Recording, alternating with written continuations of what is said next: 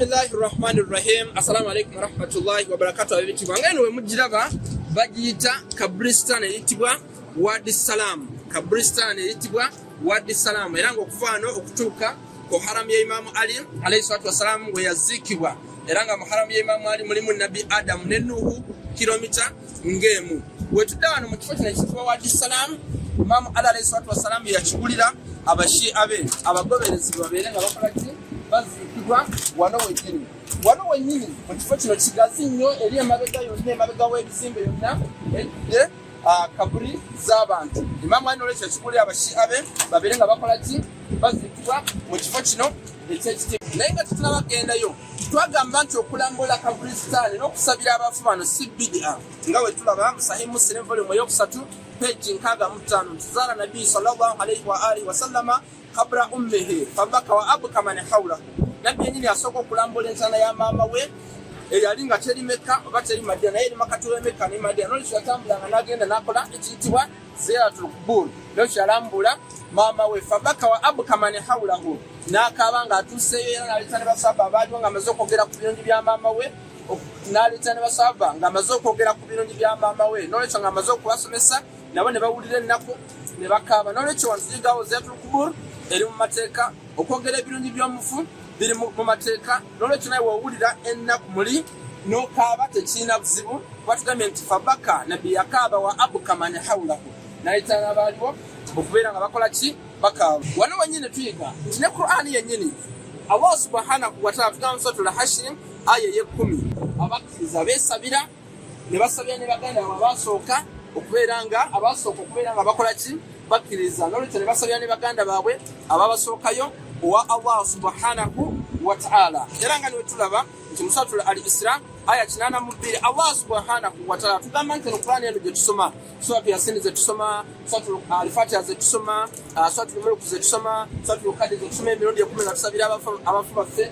Allah subhanahu wa ta'ala agamba nti shifaa'un wa rahmatun lil mu'minin.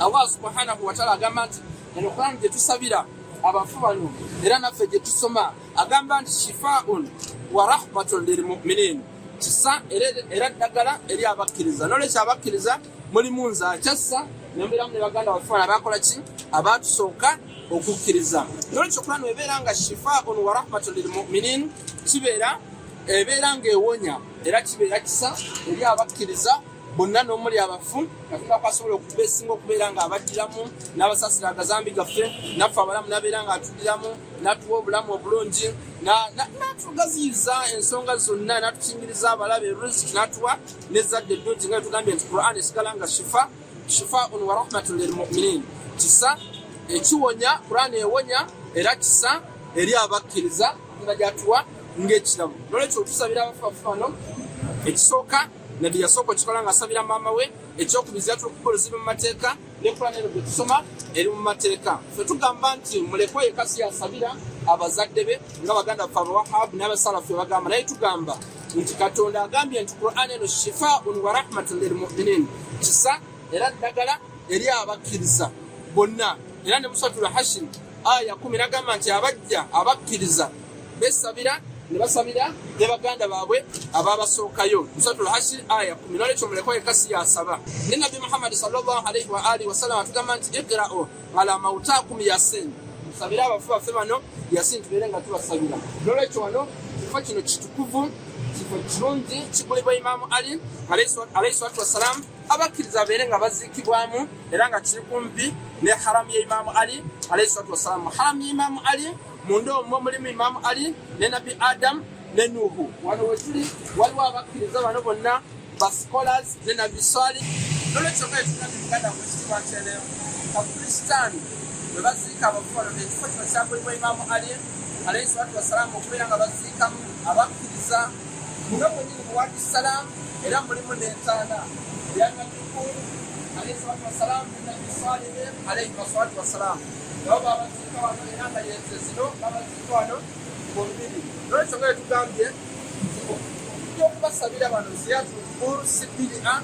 Nabbi yennyini yasooka okusabira maama we Amina bintu Wahab nga tugambye mu Sahih Muslim volume eyokusatu page 65 tuzaara Nabii sallallahu alayhi wa alihi wa sallam kabra ummihi fabaka wa abuka man hawlahu nabbi yali yasoko kulambula entana ya mama we mu Abwa mu makati w'Emeka ne Madina nakaba naleetera n'abaaliwo okukaaba n'ekiziyatulukubulu n'okusabira abafu sikiri nga Allah subhanahu wa ta'ala watugamba mu Suratul Hashr aya ey'ekumi.